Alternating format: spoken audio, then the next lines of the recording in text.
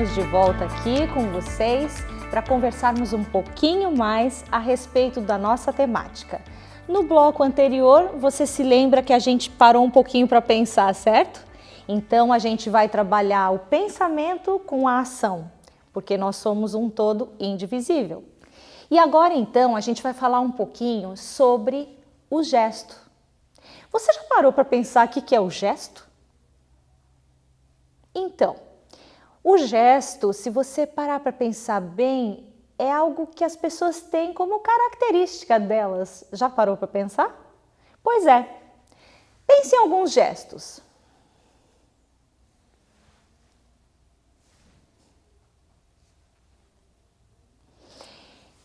Se você tivesse que conceituar gesto, como que você conceituaria? Ele é simplesmente um movimento? Claro que não. Se você parar para pensar um pouquinho, o gesto é um diálogo muscular. Ah, como assim? Diálogo muscular? Sim, você quer ver? Quando você leva um susto, o que você faz? Ah! Olha quantos músculos eu usei para fazer a minha careta de surpresa. Isso é um gesto. E por que eu fiz essa contratura muscular? Por que eu fiz dessa forma? Porque é o jeito como eu elaboro a resposta a um estímulo. E cada um de nós tem respostas diferentes aos estímulos. A gente chama, dentro da área da psicomotricidade, de diálogo tônico. O susto que vem de fora e a minha careta de susto. Esse é o diálogo tônico que eu utilizo. Bom, muito bem, mas e o que tem a ver gesto com toda essa nossa história? Se você parar para pensar, as crianças, elas trazem uma história de suas casas. Na verdade, de acordo com a história de vida, as coisas que ela passou na sua infância, na sua vida, promoveram nela o diálogo tônico. Elas responderam, de acordo com sua personalidade, a um estímulo externo que chegou até elas. E esse gesto, ele é parte da nossa pessoalidade, da nossa personalidade também.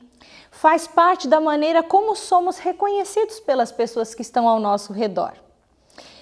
E esses gestos, eles precisam ser canalizados, trabalhados e percebidos sobretudo, porque é com esse gesto que nós nos relacionamos com aqueles que estão à nossa volta. Você se lembra que nós tínhamos falado no bloco anterior que nós somos corpo, mente e espírito? Pois bem, o gesto tem muito do espírito. Vocês já ouviram falar que muitas vezes uma pessoa ela mostra quem ela verdadeiramente é quando ela é pega de surpresa em circunstâncias inusitadas? Pois bem, assim é o papel que o gesto tem. E na escola, nós precisamos estar atentos, pois afinal, essa criança que chega até nós na escola, ela traz uma história. E essa história, muitas vezes, é uma história inclusive local. E essa história local também tem uma história nacional, que também tem uma história metafísica, ou seja, a história do grande conflito. Então vejam como que um aspecto vai influenciando no outro para que essa criança seja da forma como ela é. E ela precisa estar consciente de quem ela é e dos seus gestos, para que ela possa realmente se desenvolver integralmente. E aí você vai me perguntar, ok, muito bem, mas então como é que a gente trabalha isso? O que a gente pode fazer na sala de aula? Muito bem. Para ela estar consciente desses músculos que ela tem, do grau de força que ela vai empregar nas coisas, e isso vai até impactar na sua escrita futuramente, ela necessita de ser trabalhada em várias atividades. Nós chamamos essas atividades de tônus. O que é tônus? É justamente esse relaxamento muscular e essa extensão muscular que constantemente nós fazemos no rosto, no corpo, enfim, que nos compõe. É a nossa assinatura pessoal. Então vamos lá, vamos ver algumas atividades que nós podemos fazer. Bom, uma delas, você pode trabalhar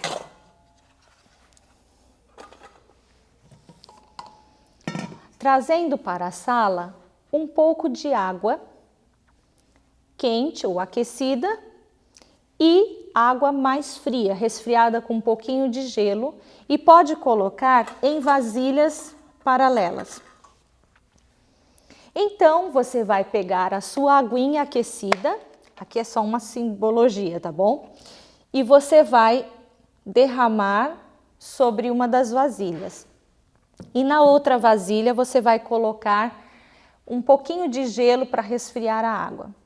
E então, com uma bolinha, a criança vai apertar essa bolinha 10 vezes com a mão dominante, ou seja, com aquela que ela mais usa, e 5 vezes com a mão que não é dominante, para que ela receba impulsos nervosos e expanda as suas conexões cerebrais, ok? As suas sinapses. Depois, ela poderá trabalhar com a água fria, da mesma forma, 10 vezes com a mão dominante, 5 vezes com a mão auxiliar ou não dominante. Ao trabalhar isso com a mão e às vezes até com os pés também, você estará ajudando muito essa criança a tomar consciência dos músculos que ela possui na mão e nos pés também. Muito bem.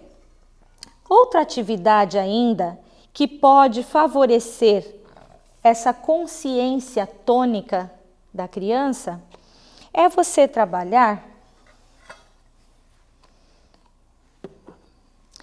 com algo caríssimo. Não sei se você vai encontrar na sua cidade.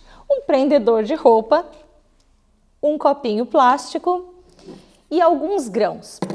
Podem ser grãos de qualquer tipo que for mais fácil para a criança. Inclusive, esse prendedor, ele ainda deixa escorregar um pouquinho o grão. Talvez fosse melhor um que prense melhor. Mas, enfim, ao a criança transportar grãos para o copo, ela estará percebendo os pequenos músculos que compõem a mão e os dedos.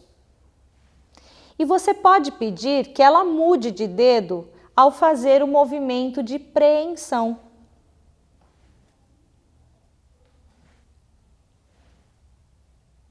Então, ela poderá pegar os grãos com cada um dos dedos, fazendo o movimento de pinça e transportar para o copinho.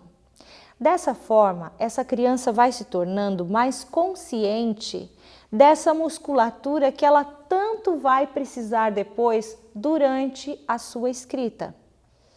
Isso é interessantíssimo e é importante que ela se conscientize disso, porque a falta dessa consciência vai trazendo vícios na escrita, má postura ao pegar um lápis ou uma caneta e escrever, prejudicando todo o braço, a parte posterior e anterior, e tornando essa criança mais rígida ao realizar um movimento da própria escrita.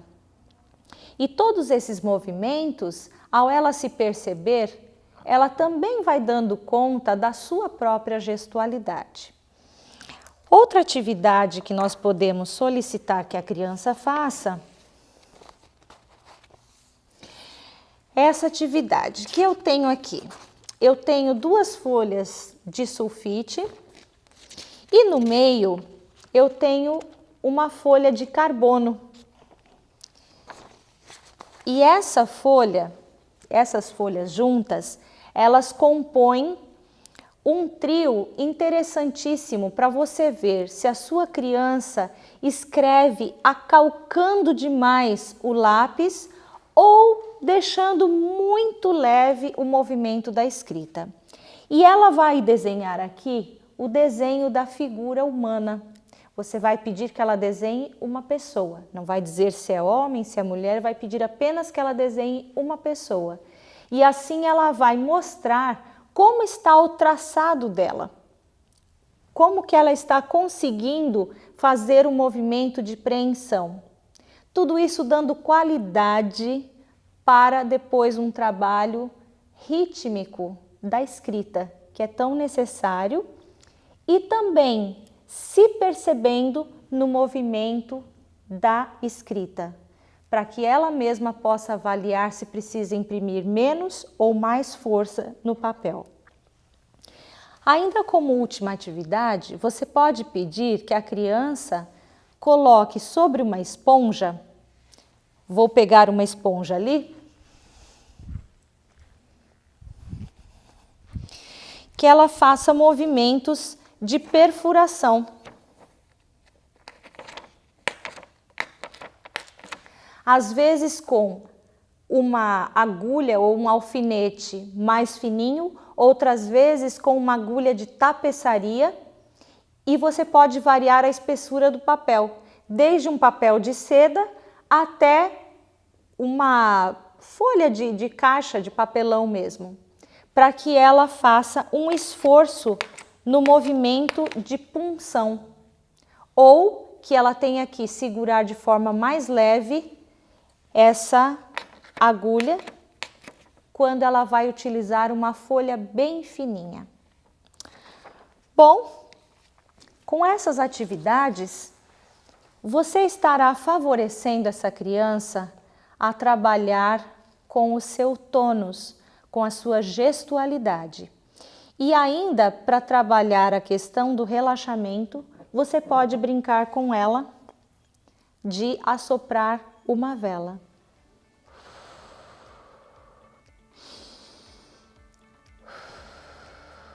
Ao brincar dessa maneira, ela tomará maior consciência sobre a sua própria respiração e o movimento de inspiração e expiração. Então, fique ligado com a gente, porque no próximo bloco a gente vai trabalhar algumas outras áreas do movimento. Não sai daí não.